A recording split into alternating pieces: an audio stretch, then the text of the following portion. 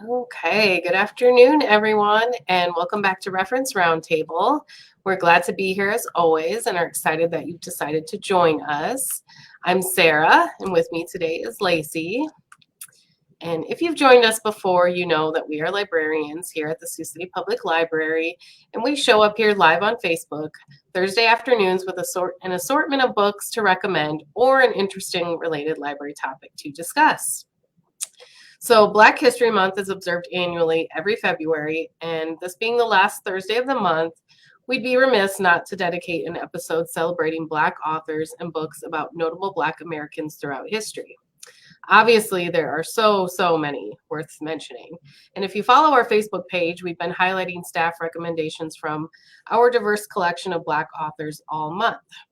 So Lacey and I are continuing with this concept today, and we've chosen several titles from a variety of genres to quickly highlight for you. And as always, we love bringing our viewers into the conversation, so please share any of your thoughts with us in the comments. So Lacey, would you like to start us off with a couple of your picks? Sure, I definitely can do that. So I picked both nonfiction and fiction because I kind of wanted to hit all kinds of authors, new and old. So my first pick is I love this book. It's called Stony the Road, Reconstruction, White Supremacy, and the Rise of Jim Crow by Henry Louis Gates, Jr. And if this name sounds familiar to you, the author, Henry Louis Gates, he has been involved in so much. He's written books, he's created documentaries, he's won just all of the awards that you can win. And one of my favorite things that he's been involved in that a lot of people know him from is the show Finding Your Roots on PBS. He is the executive producer and host of that TV show. So if the name's familiar, he's that guy. The title of this book, Stony the Road, comes from the song Lift Every Voice and Sing, which has really come to be known as the Black National Anthem. And this book is about a very important and not often discussed part of American history. It is about the struggle by African Americans for equality after the Civil War and the violent counter-revolution that it started, that of the people that were like, no, we don't want these newly freed slaves to be equal to us. And so basically the part of history after the Civil War between the Reconstruction era and the Jim Crow era. So it's as it kind of sounds, it's not always a happy book. There's a lot of terrible stories of pain and terror these people had to go through, but it's also a really beautiful story. Henry Louis Gates also talks about some of the resistance figures of the time, like W.E.B. Du Bois and Ida B. Wells.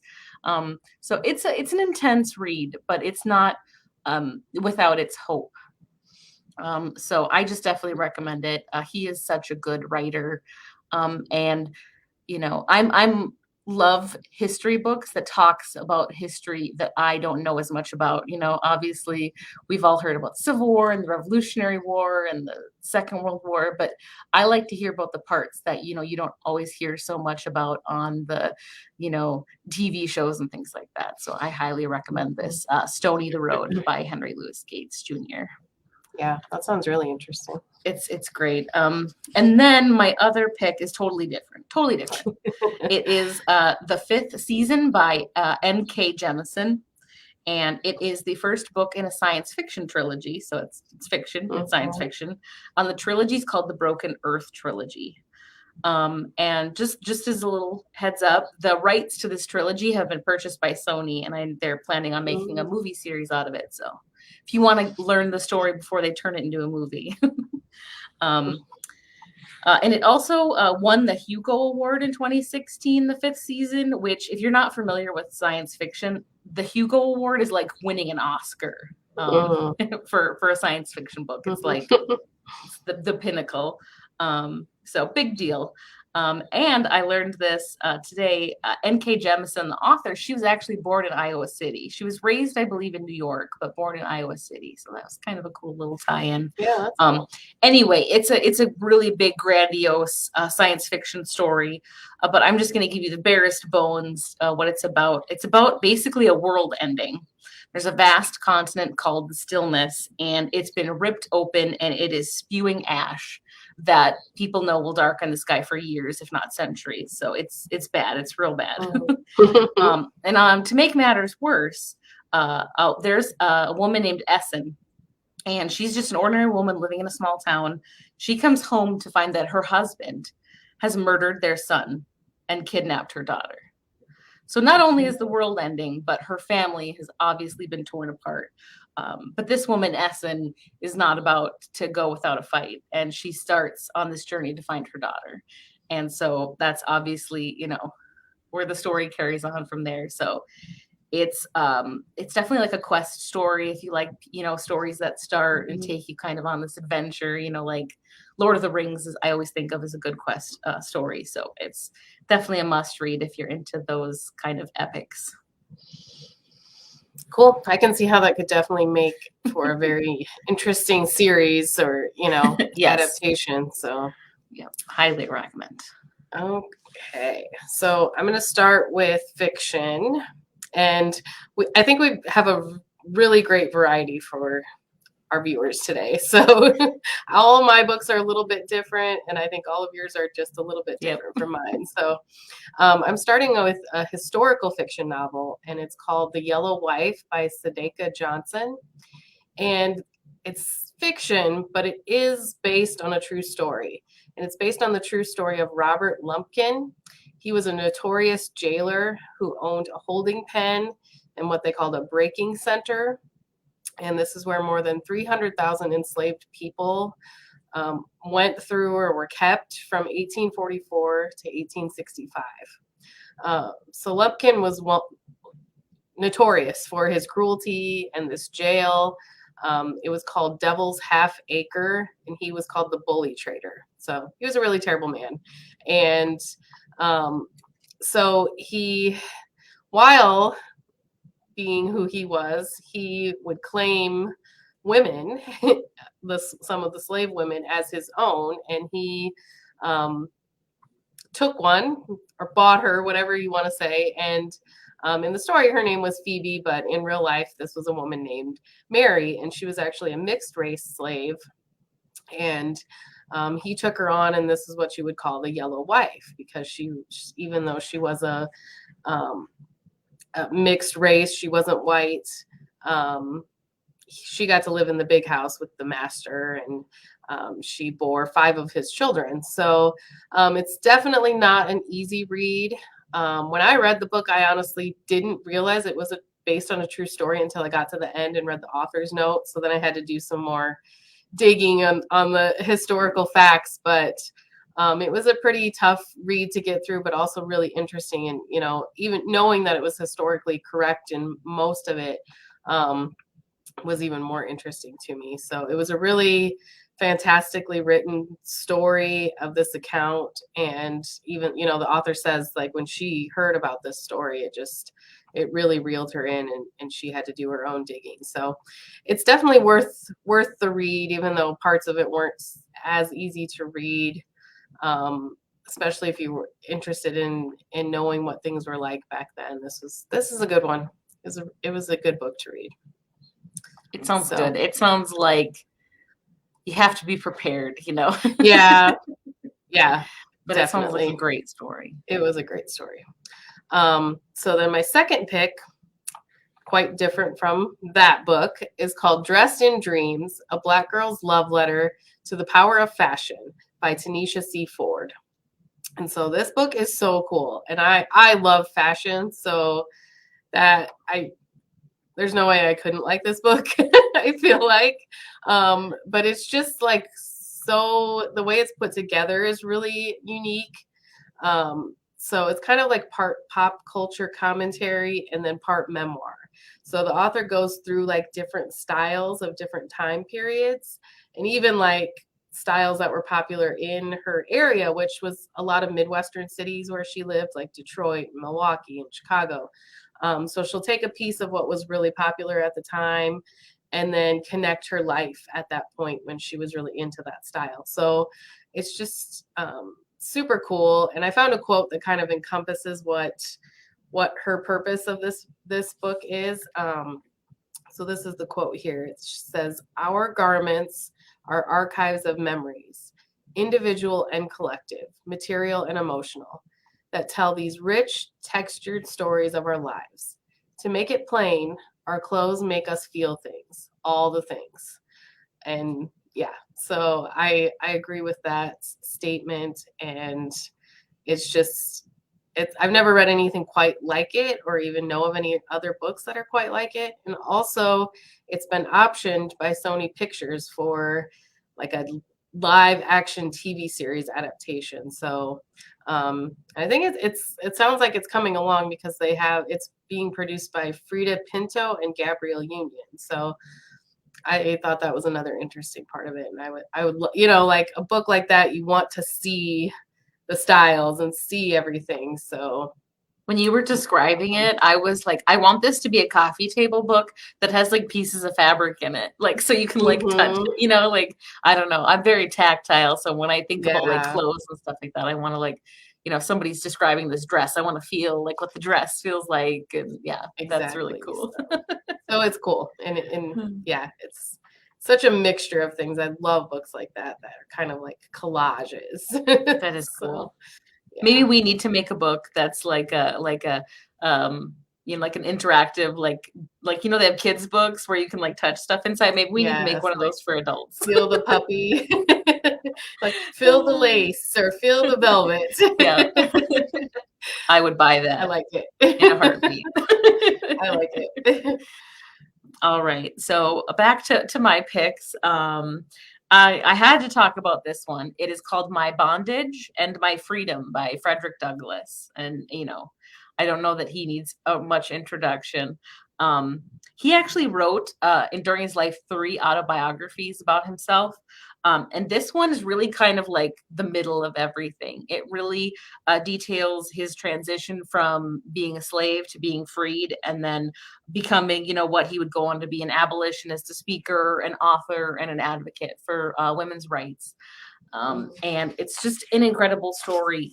He was born over 200 years ago at this point, but he's such a good writer and a good just expresser of his emotions and his passions, that like reading this book, it doesn't, sometimes you read like a book and it's kind of like, this feels so old timey, This doesn't have that feeling, even though it was, written so long ago.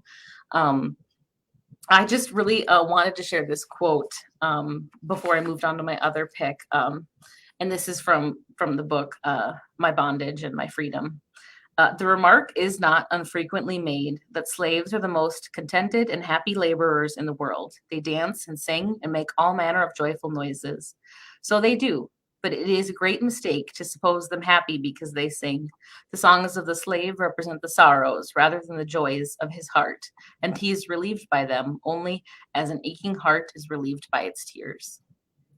And I mean, obviously not a happy, uplifting sort of quote, but I think it really shows just his eloquency and his passion. So you just can't go wrong reading anything I think that Frederick Douglass wrote. But if you're going to pick one to read, I definitely recommend reading My Bondage and My Freedom. And my last pick, again, is totally different from the Frederick Douglass book. This is a really new one. It came out, I think, March of last year. It's called The Final Revival of Opal and Nev. And the author is Donnie Walton. And Donnie's a lady, so Donnie's Dawnie. And this is her debut novel. The summary of the story is it's a fictional story of the 1970s Afro-punk duo Opal and Nev. It explores how these two misfits, Opal, who was a fierce Black woman from Detroit, and Neville, a red-haired white guy from Britain, found each other and launched a musical career. But it also talks about the racially charged events that would tear them apart and push them in totally separate directions. So if this style sounds familiar, it should. It very much has the feel of Daisy Jones and the Six, as far as the style. So if you've read that book, it was a huge bestseller by Taylor Jenkins Reid. It definitely has that same feel. You know, you're talking about sex, drugs, and rock and roll, but it's a really different story. So it's the same style, if that makes sense, but an incredibly different story. This might be a bit of a divisive thing to say, but a lot of people think this is even better than Daisy Jones and the Six. So Ooh. I think if you like Daisy Jones, you should probably give this one a shot. So that one has been on my to be read list for quite a while, and I want to read it even more now. Yep, I was like, I think this is Sarah. When I was writing this, I was like, Sarah should read this. Yeah, I definitely want to read that one. Okay, so for my final two, let's go with this one. I've got Three Girls from Bronzeville. It's subtitled A Uniquely American Memoir of Race, Fate, and Sisterhood by Dawn Turner.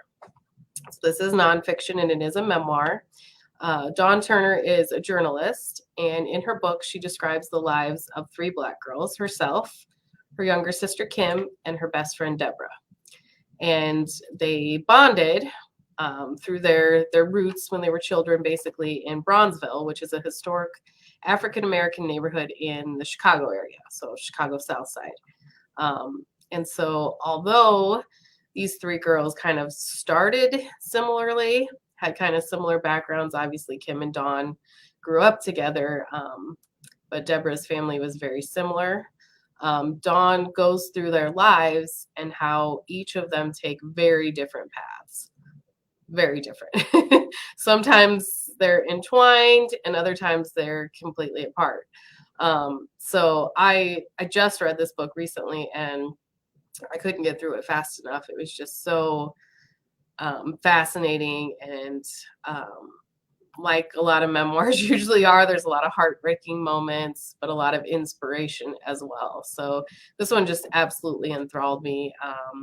It was I didn't realize how different their paths were going to end up when I started the book, but I would definitely recommend this one. It's such an interesting story, and to me, when I read memoir, just knowing that these people actually lived these lives and they're still living them today in most cases, it just makes it that much more interesting, because then I always have to look them up, see what's going on now, and all of that good stuff. So that's a really good one. And then for my final pick, again, very different from all the rest of the books we've talked about today, and it's called Razorblade Tears by S.A. Cosby. And I have to say, I'm sorry to interrupt you, but no, I'm already I don't know if I can read this. It sounds sad. Yeah. This is different. So this is a crime, it's a fiction, and so it's like a crime mystery thriller, basically. So it's not quite like anything I had ever read before. I read a lot of thrillers, but this one had a lot of the crime and mystery elements in there. So the premise is that it's following two men, one white, one black, Ike and Buddy, and they don't have much in common except that they are both ex-cons, and their sons were married to each other, and they were both just murdered. Their two sons, they each had a son. The sons were married, and they've just been murdered. So already not pleasant. Already heartbreaking. Yes. Also, they both had somewhat strained relationships with their sons while they were alive, just because of the lifestyles they had led. They didn't quite know how to accept a gay son, basically. So they throughout the book bond over that as well, and some of the regrets that they have, obviously, but they also bond over their desperation to seek vengeance and revenge, so that they can kind of seek revenge for what has happened to their sons. And through that, they're able to bond and also confront some of the regrets of their past and figure out what it means to kind of do better now. So it's gritty and it's raw and it's violent, but there are a lot of heartfelt moments as well in the story. So it's definitely different, but it sounds like it. I was like, I can say I've not read a book like that before. So that's always cool to my hear a husband different actually story. read it and he enjoyed it a lot too. So so I think it's especially if you like mystery or crime thrillers, I'd recommend that one. So that is all we have for today. Thank you for joining us. And if you haven't already, please scroll through our Facebook page and take a look back through the month for even more staff recommendations celebrating Black History Month. And if you're watching this later or have any questions or anything to share, please leave your comments or send us a message. You can always email us at questions@siouxcitylibrary.org. And of course, we will be back next week with another episode. So we hope you will join us again. And until then, keep reading, Sioux City.